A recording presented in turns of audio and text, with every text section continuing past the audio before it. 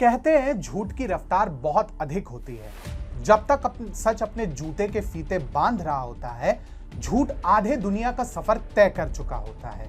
इसके पीछे का तात्पर्य क्या है वो बाद में जानते हैं। पहले जरा ये जान लीजिए कि मदर टेरेसा की संस्था मिशनरीज ऑफ चैरिटी के सभी बैंक अकाउंट फ्रीज कर दिए गए हैं।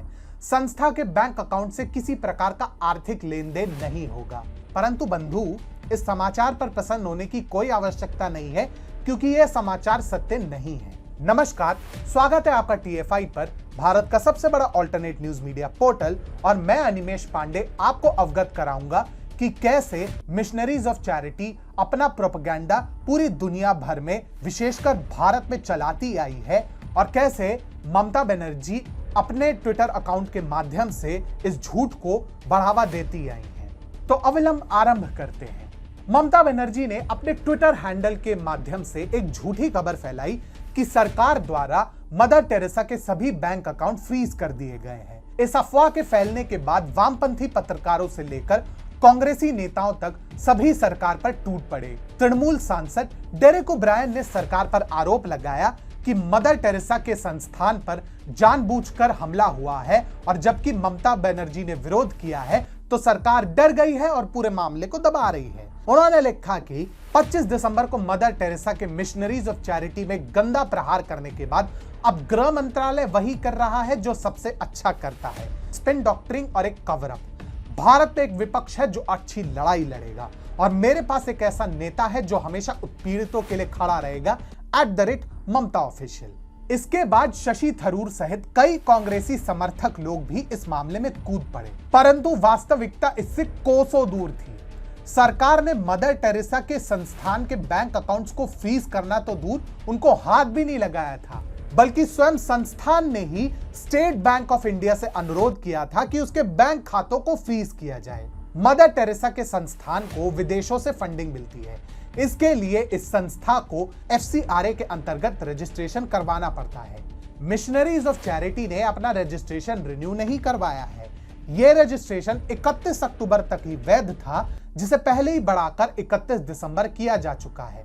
परंतु 25 दिसंबर को हुई समीक्षा में NGO द्वारा FCRA की सभी गाइडलाइंस को पूरा नहीं किया गया, जिसके कारण इसका रिन्यूअल रोक दिया गया। सरकार की ओर से बयान दिया गया कि पात्रता शर्तों को पूरा नहीं किए जाने के कारण 25 दिसंबर को नवीनीकरण से इनकार किया गया, और नवीनीकरण के इस इनकार की समीक्षा के लिए मिशनरीज ऑफ चैरिटी की ओर से कोई अनुरोध या संशोधन आवेदन प्राप्त नहीं हुआ है।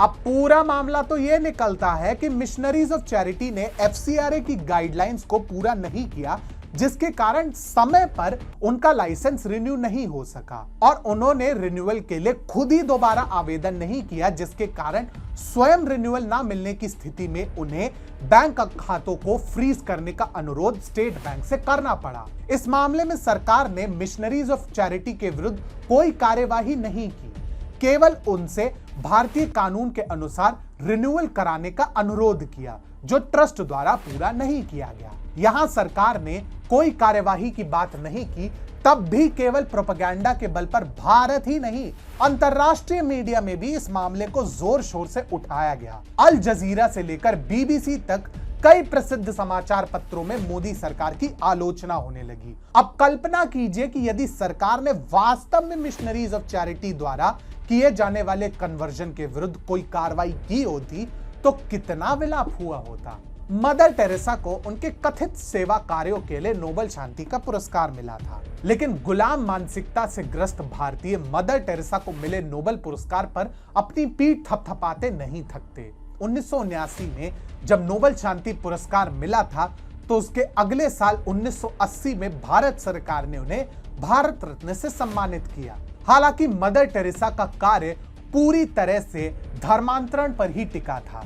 मिशनरीज ऑफ चैरिटी तो केवल छलावा था, उनका वास्तविक कार्य तो हॉस्पिटल में अप्रशिक्षित स्वास्थ्य कर्मियों द्वारा लोगों का इलाज करना और धर्मांतरण को बढ़ावा देना था। उनकी सेवाओं की इस आधार पर बहुत आलोचना हुई कि उनके अस्पताल लोगों को बचाने के लिए नहीं, बल्कि उन्हें ईसाई बनाकर मारने के लिए है। हालात इतने खराब थे कि कई बार मरीजों को एक साथ ही शौचालय में शौच करना पड़ता था। उनके परिजनों को उनसे मिलने की छूट नहीं थी। मदर टेरेसा बीमारी और गरीबी को गिफ्ट ऑफ गॉड कहती थी, क्योंकि बीमार और गरीब व्यक्तियों को वह सेंट पीटर का टिकट देती थी। उन्होंने गरीबों की सेवा सिर्फ कन्वर्जन के उद्देश्य से की। इसी कारण से बीमार व्यक्तियों को ठीक प्रकार से इलाज नहीं दिया जाता था, जिससे वह और पीड़ित महसूस करे एवं उन्हें बरगलाना आसान हो जाए। मदर टेरेसा पर कार्य कर चुके बहुत से पत्रकार, जिनमें भारतीय और विदेशी दोनों शामिल हैं, उन्हें हेल्स एंजल कहते थे। मदर टेरेसा ने तलाक से लेकर गर्भपात तक कई मुद्दों पर बेहद दकियानूसी बातें की हैं।